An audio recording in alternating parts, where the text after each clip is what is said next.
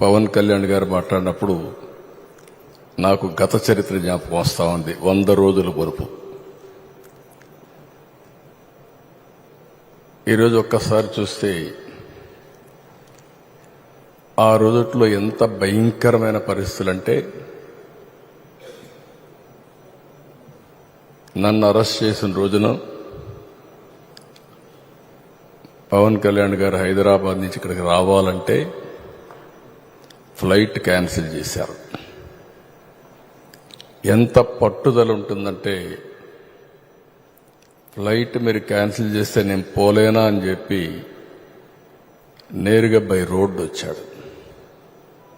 రోడ్లో వస్తే నందిగామలో మొత్తం రోడ్డు అంతా బ్లాక్ చేసి పక్కన తిరిగినా రానియకుండా చేస్తే రోడ్డు మీదనే పడుకొని ధర్నా చేశాడు. మామూలుగా సినిమా వాళ్ళు ఇవన్నీ చేయరు. సినిమా వాళ్ళు ఏదైనా చేస్తే షూటింగ్లు చేస్తారు తప్ప నిజ జీవితంలో చేయరు. అలాంటి నిజ జీవితంలో పోరాట యోధుడిగా నిలబడ్డటువంటి మిత్రుడు పవన్ కళ్యాణ్ గారు. నేను ఈరోజు కూడా చూస్తున్నాను, రాజకీయాల్లో ఒక ఆశయం కోసం వచ్చాడు. 2014 నాకు బాగా జ్ఞాపకం. తెలుగుదేశం బీజేపీ పొత్తు పెట్టుకున్నాం.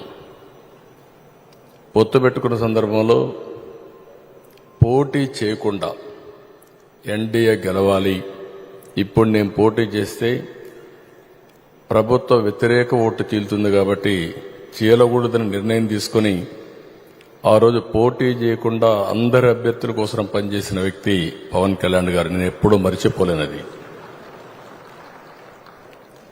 నేను జైల్లో ఉన్నాను. జైలుకు వచ్చాడు. వచ్చినప్పుడు మాట్లాడాడు, చూశారు. అన్నీ ఆలోచించిన తర్వాత బయటెళ్ళి కష్టకాలంలో ఉన్నప్పుడు ఏమాత్రం కూడా ఆలోచించకుండా జనసేన తెలుగుదేశం పార్టీ 2 పార్టీలు కలిసి పోటీ చేస్తాయని చెప్పిన వ్యక్తి పవన్ కళ్యాణ్ గారు. అప్పటికి వాస్తవంగా ఆలోచిస్తే బీజేపీతో పొత్తులో ఉన్నారు. మళ్ళా అక్కడ ఒక మాట చెప్పాడు, నేను బీజేపీతో పొత్తుంది, వ్యతిరేక ఓటు చేయడానికి వీలు లేదు, కాబట్టి పొత్తు మాత్రం తెలుగుదేశంతో ఉంటుంది, బీజేపీని కూడా ఒప్పించి అలయన్స్ లేకి తెస్తామని చెప్పిన వ్యక్తి పవన్ కళ్యాణ్ గారు. క్రానలాజికల్ గా మనం చూస్తే ఒకటి తర్వాత ఒకటి మేమిద్దరం చూశాం,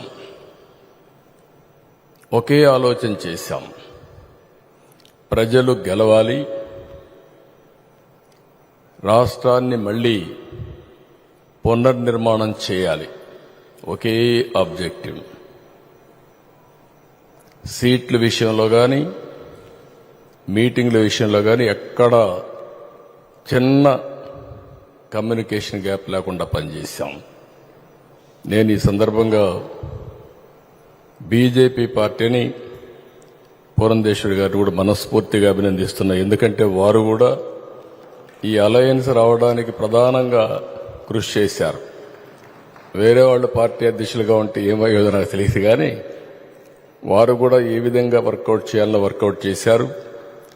కేంద్ర నాయకత్వం కూడా ఈ విషయంలో మీరు గుర్తుపెట్టుకోవాలి. నేను పవన్ కళ్యాణ్ గారు ఒక అగ్రిమెంట్కి వచ్చాం. మేము ఇక్కడ ఒక ప్రెస్ కాన్ఫరెన్స్ పెట్టాం. పెట్టి ఎవరెవరు ఎన్ని సీట్లు పోటీ చేస్తాం చెప్పేశాం. కేంద్రం ఒకసారి మాట్లాడాలంటే కేంద్ర నాయకత్వం బీజేపీ, నేను ఆయన ఇద్దరం ఢిల్లీకి వెళ్ళాం. పోయినప్పుడు వాడు మాట్లాడినప్పుడు ఒకే మాట చెప్పారు, అందరం కలిసి పోటీ చేస్తే బాగుంటుంది, అందరం కలిసి చేద్దామని అమిత్ షా గారు, నడ్డా గారు ప్రపోజల్స్ పెట్టినప్పుడు మేమిద్దరం కూడా ఒకే అభిప్రాయానికి వచ్చాం.